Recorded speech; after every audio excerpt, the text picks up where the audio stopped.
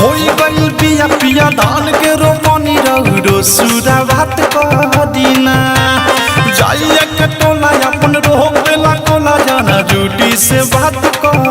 दीना होई गइल बिया पिया धान के रोपनी रौरो सुरा बात कह दीना जाइए के टोला अपन रोक देला कोला जाना ड्यूटी से बात कह दीना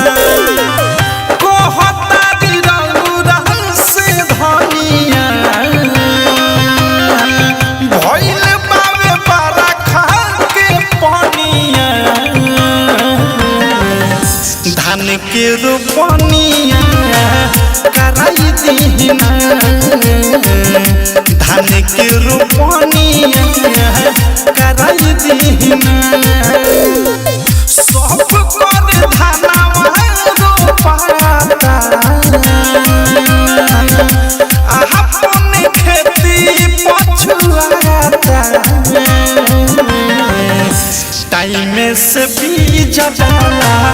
वाई दीना धान के रोपनिया कराई दीना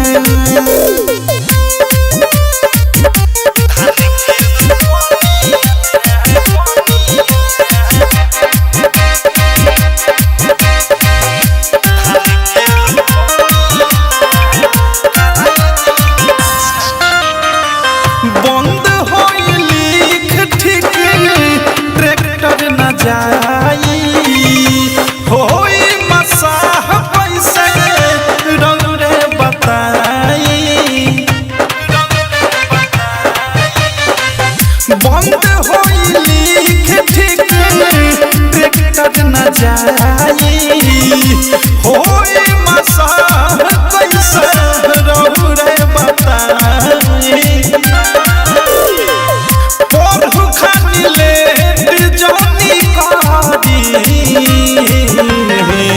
कौनो भाई लगा वाई दीना धान के रोपनिया कराई दीना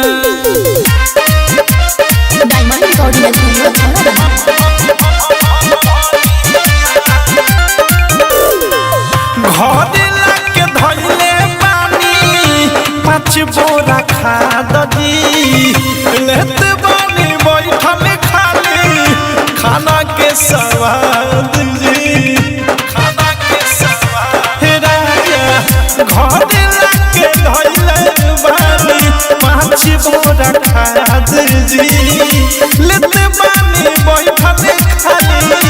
खाना के स्वाद जी राइट राकेश मानी कहानवा अवधेश के खेत में जाई दीना धान के रोपनिया कराई दीना। RCM म्यूजिक न्यू ऐप अभी डाउनलोड कीजिए हमारे गूगल प्ले स्टोर से और पाए भोजपुरी लोकगीतों का एक से बढ़कर एक ऑडियो वीडियो सॉन्ग बिल्कुल मुफ्त।